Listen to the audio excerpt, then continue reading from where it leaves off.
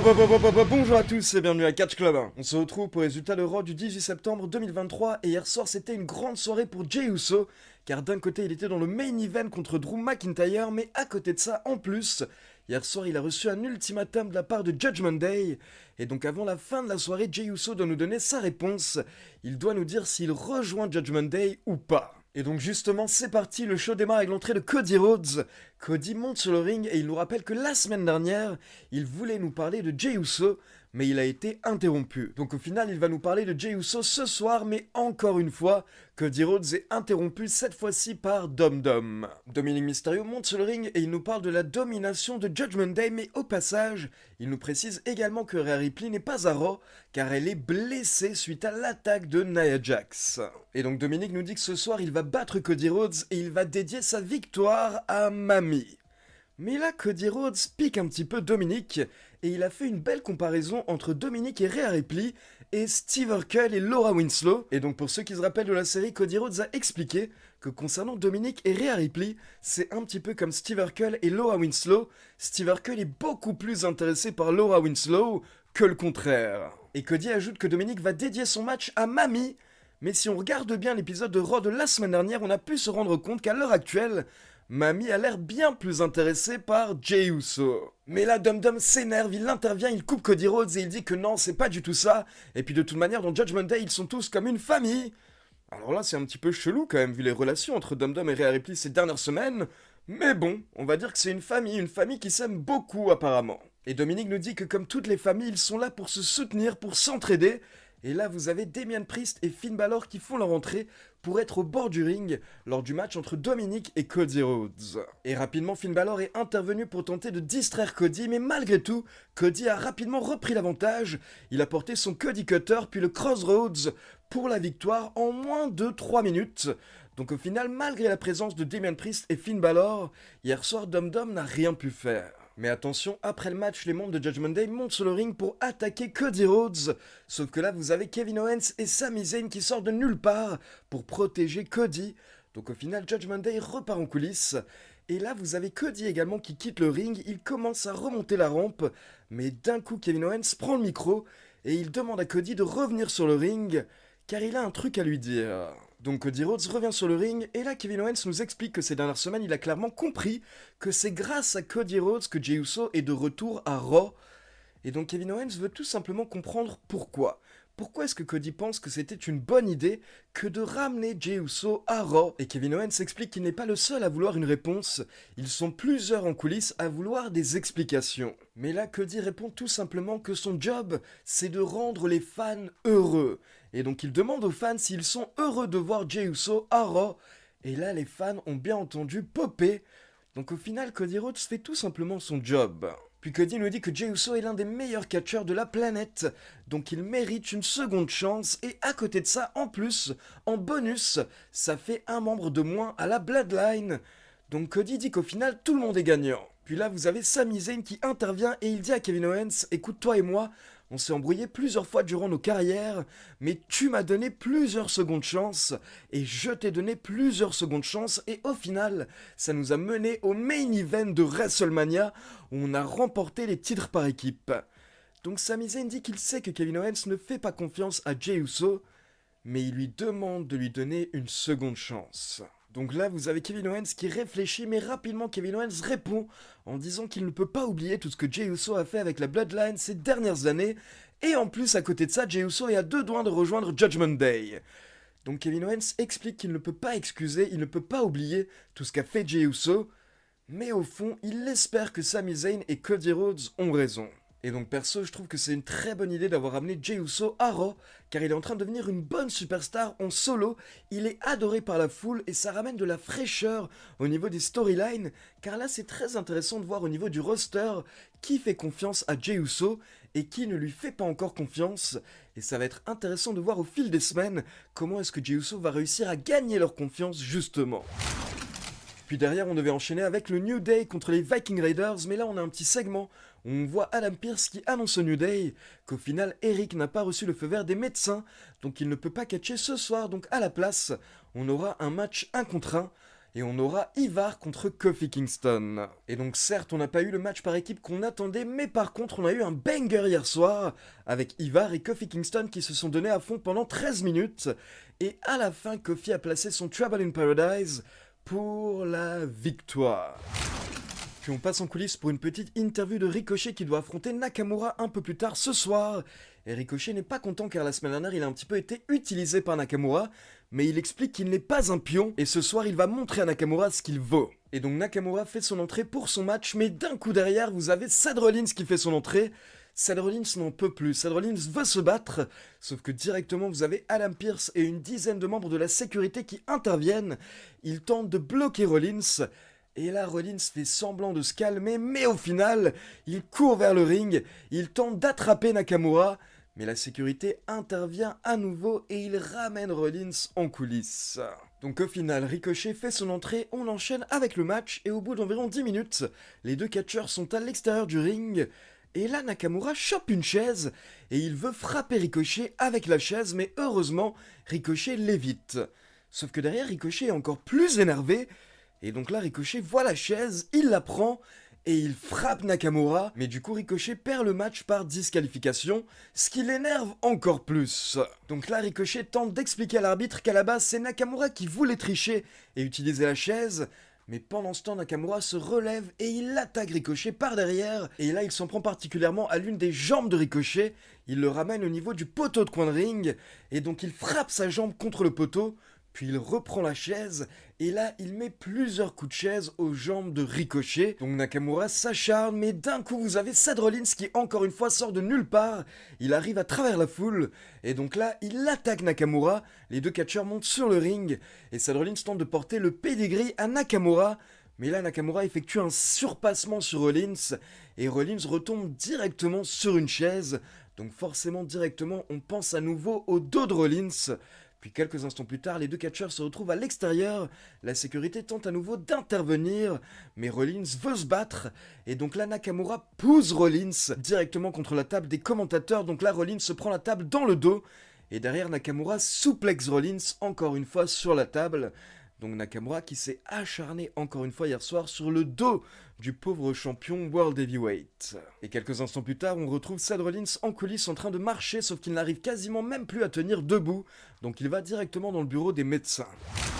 Puis on enchaîne avec Chelsea Green et Piper Niven contre Zoe Stark et Shayna Baszler, sauf qu'au bout d'environ 4 minutes, on a Nia Jax qui débarque et qui attaque tout le monde. Donc il y a eu du Samoan Drop, il y a eu du Splash, il y a eu du Banzai Drop.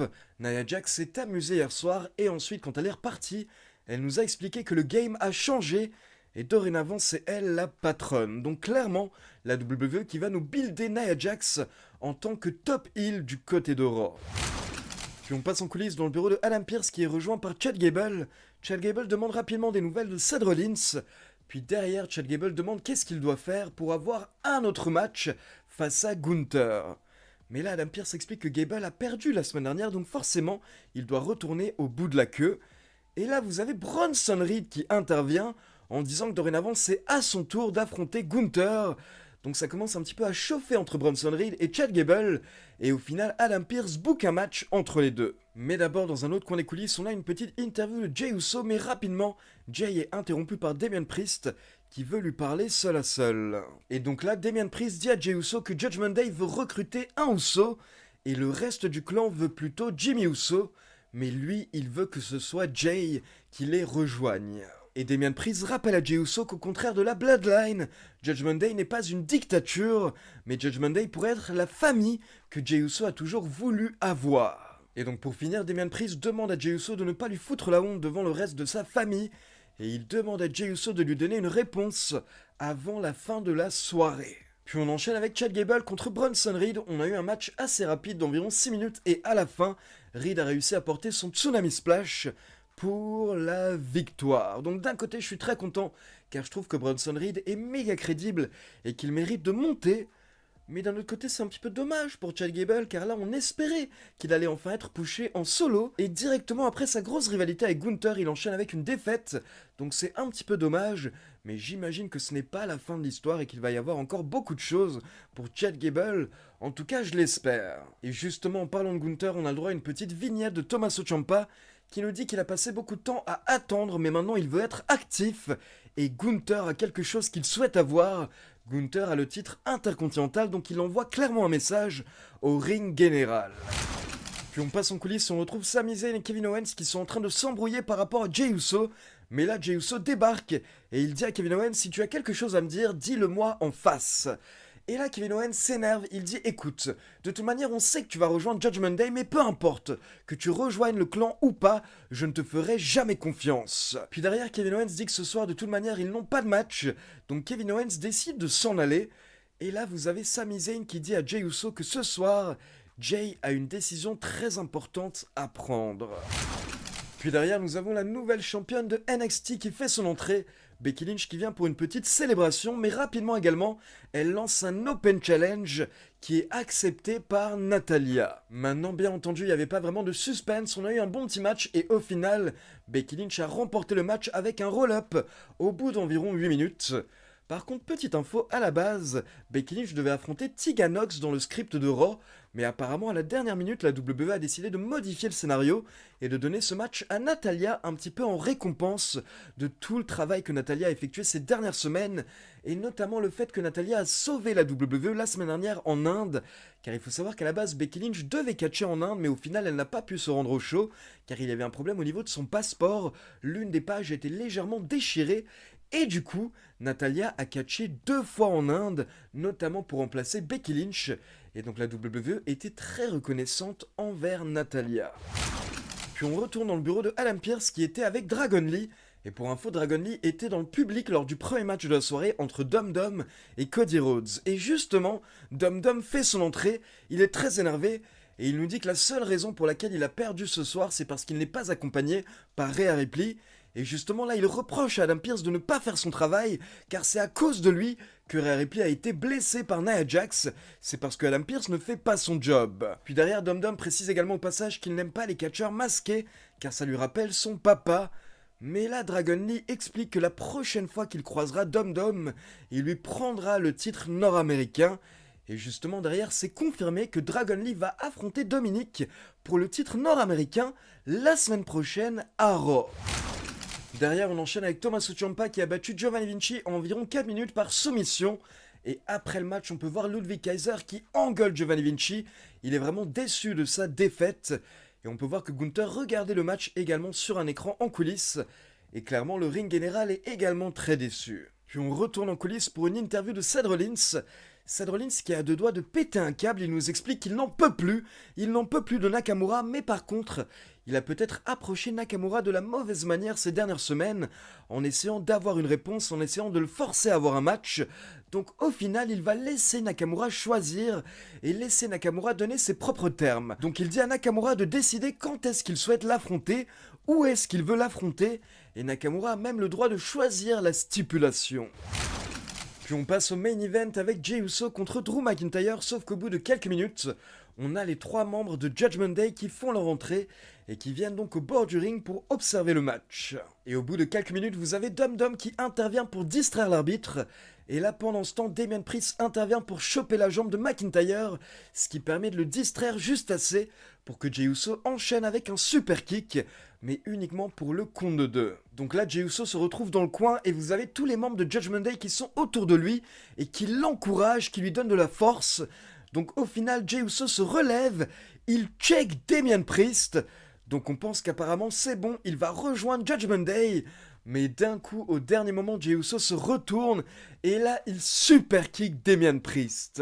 Et Jey Uso enchaîne avec des kicks sur Finn Balor et sur Dum Dum, mais par contre, quand il se retourne, il se prend le Claymore Kick en pleine gueule pour la victoire. Donc au final, Drew McIntyre remporte le match et là, McIntyre quitte le ring pendant que les membres de Judgment Day montent sur le ring et ils commencent à attaquer Jey Uso. Et donc là, McIntyre se rend compte de ce qui se passe. Et McIntyre s'arrête, il commence à hésiter, car là pour le moment McIntyre est encore un gentil, c'est encore un face. Donc logiquement il pourrait avoir envie d'intervenir pour aider Jey Uso. Sauf que McIntyre se rappelle également de tout ce que Jey Uso lui a fait ces dernières années. Et donc au final McIntyre avance, il continue son chemin, puis il s'arrête une seconde fois. Il commence à nouveau à hésiter et on se demande si au final il va intervenir pour sauver Jey. Mais là, au final, McIntyre n'a même pas le temps d'intervenir car on a Cody Rhodes qui intervient. Cody débarque sur le ring et Cody Rhodes sauve Jey Uso. Donc encore une fois, on a une fin très intéressante avec un gros point d'interrogation. Car là, on se demande vraiment qu'est-ce qui se passe avec McIntyre. Car comme je vous l'ai dit, un vrai babyface serait revenu pour aider Jey Uso. Mais là, McIntyre n'est pas revenu. Donc est-ce qu'au final, c'est simplement McIntyre qui doute parce qu'il n'a pas confiance en Jey Uso? Ou est-ce que c'est vraiment McIntyre qui est en train de tourner petit à petit? Et est-ce qu'au final, d'ici quelques semaines, on va avoir McIntyre en tant que heel pour tenter un petit peu de relancer sa carrière? Donc voilà, c'est tout pour les résultats de Raw et maintenant comme d'habitude c'est à vous. N'hésitez pas à me laisser vos avis dans les commentaires et comme d'habitude, n'oubliez pas de liker la vidéo, de vous abonner à la chaîne et de cliquer sur la petite cloche pour être informé de la sortie des prochaines vidéos. Ciao tout le monde!